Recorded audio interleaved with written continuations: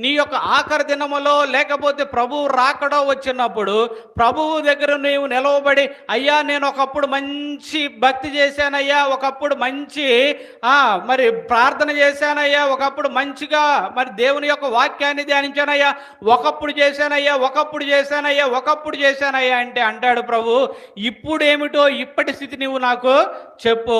ఎప్పటి స్థితి కావాలట?